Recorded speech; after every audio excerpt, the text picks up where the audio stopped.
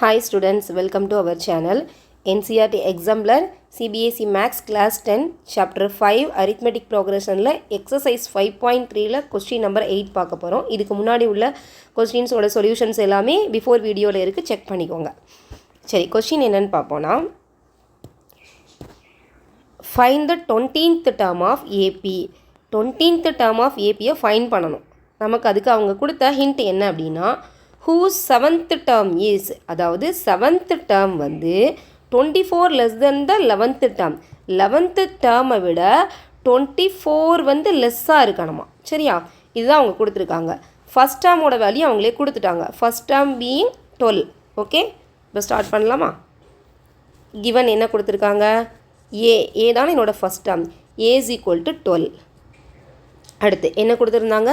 7th term வந்து நல்லா listen பண்ணிக்கோங்க. 7th term is 24 less than 11th term. ஓகேவா? அப்போ 7th term வந்து 24 less than 11th term. 11th term விட 24 கம்மியாக இருக்கணுமா? அப்போ 11th term minus 24 போடணும், சரியா? அப்போ A7 term வந்து 11th term விட 24 வந்து கம்மியான வேல்யூவாக இருக்குது, சரியா? இவ்வளோதான். இதை யூஸ் பண்ணி இப்போ நம்ம என்ன பண்ணணும்? find the 20th term of AP. அப்போ நம்ம என்ன ஃபைண்ட் பண்ணணும்? A20 வந்து கண்டுபிடிக்கணும், சரியா? ஓகே, எல்லா சமும் ஒரே இதுதான், ஒரே ஃபார்முலா தான். என்ன formula? nth term of the AP formula an is equal to a plus n minus 1 into d. நமக்கு ஆல்ரெடி a இங்கே தெரியும், சரியா? அப்போ இங்கே வந்து A7. அப்போ A7 அப்படின்னா இந்த டேர்ம் எப்படி எழுதிக்கலாம்? a plus n minus 1. என்னோட n இந்த இடத்துல 7 இருக்குது. அப்போ n minus 1னா 7 minus 1 into d is equal to a11. a11னா a plus 11 minus 1. a plus 11 minus 1. இங்கே n வந்து 11 தானே இருக்குது. இந்த இருக்குது பாருங்கள், n வந்து 11 நமக்கு. அதனால் 11 minus 1. 11 minus 1 into d minus 24. அப்படியே என்ன பண்ணியிருக்கோம்? minus 24. அதாவது A7க்கு ஃபார்முலா சப்ஸ்டியூட் பண்ணியிருக்கோம், A11க்கும் அப்படியே ஃபார்முலா படி எக்ஸ்பேண்ட் பண்ணியிருக்கோம், minus 24. அந்த ஈக்குவேஷன் அப்படியே தான் போட்டிருக்கோம், சரியா?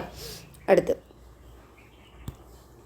a plus 7 minus 1னா 6d is equal to a plus 10 minus 1னா 10d minus 24.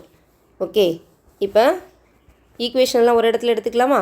இப்போது இந்த சைடு வந்து இந்த ஏயும் இந்த ஏயும் கேன்சல் பண்ணிக்கலாம். அப்படி இல்லைன்னா கூட நீங்கள் இந்த பக்கம் கொண்டு வந்துட்டு கூட கேன்சல் பண்ணிக்கோங்க, ஓகேவா? இங்கே a ப்ளஸ். ஓகே, அப்போ a ப்ளஸ் 6d. இந்த சைடு உள்ள வேல்யூஸ் எல்லாம் இங்கே RHS சைட்லேருந்து LHS கொண்டு வந்துக்கலாமா?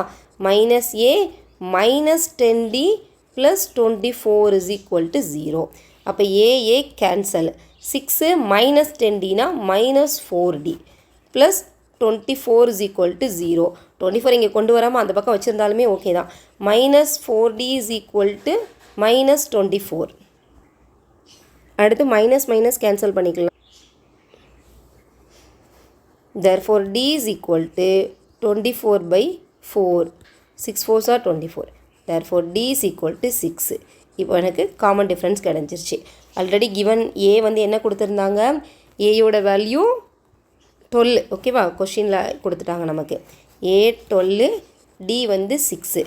ஃபைண்ட் என்ன பண்ணணும்? இப்போ நம்ம ஃபைண்ட் A20. 20th டேர்மை கண்டுபிடிக்கணும்.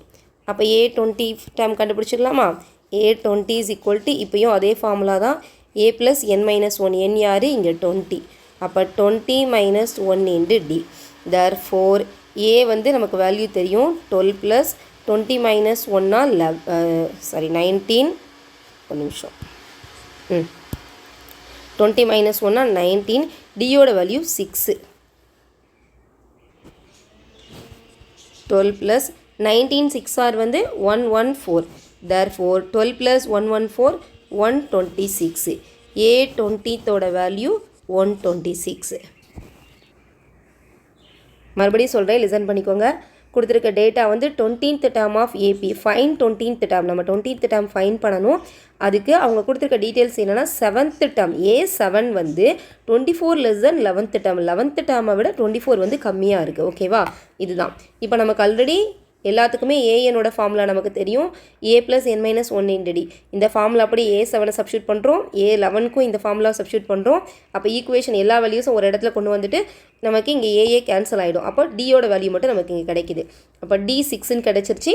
ஆல்ரெடி ஏயோட வேல்யூ தெரியும். இப்போ ஏயும் டியும் யூஸ் பண்ணி நம்ம 20th டேர்ம் வந்து ஆஸ் யூஷுவல் ஃபார்முலா சப்ஸ்டியூட் பண்ணி ஃபார்முலா அப்ளை பண்ணி வேல்யூ கண்டுபிடிச்சிக்கலாம்.